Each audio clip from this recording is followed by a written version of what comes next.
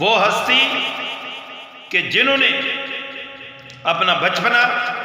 اپنا لڑکپن، اپنی جوانی کفار و مشرکین کے درمیان گزار دی، اور پھر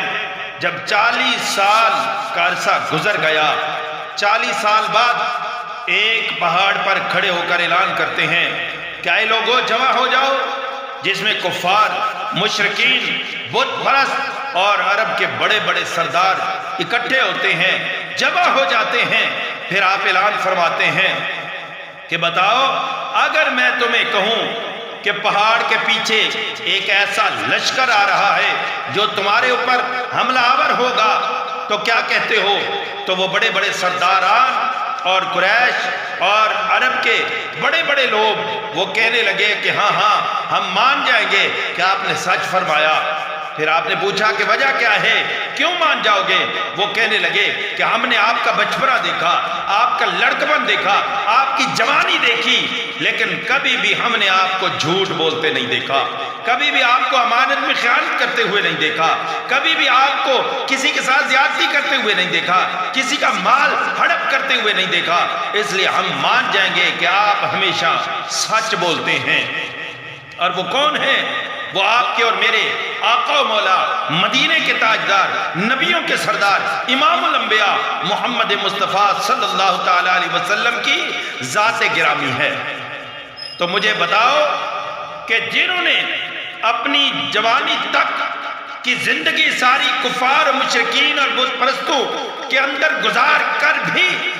ہمیشہ سچ بولا، ہمیشہ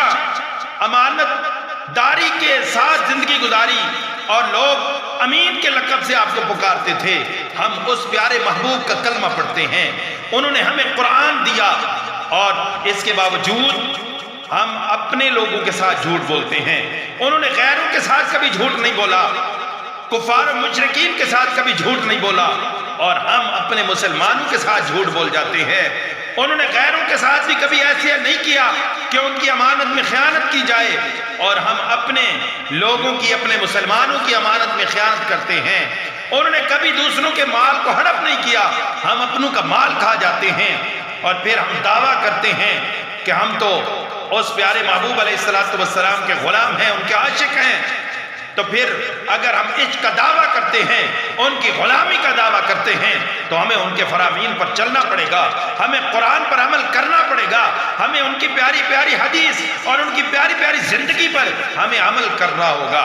اگر ہم ایسے پیارے حبیب کی زندگی پر عمل کریں گے، قرآن پر عمل کریں گے، تو ہمارا معاشرہ سنور جائے گا۔ تو دوستو، میری گزارش یہ ہے، میری التجا یہ ہے، میری عرض یہ ہے کہ ہمیں جھوٹ نہیں بولنا چاہیے، کسی کا مال ہڑپ نہیں کرنا چاہیے، امانت میں خیانت نہیں کرنی چاہیے، اور سب سے بڑی بات، کسی کا دل نہیں دکھانا چاہیے۔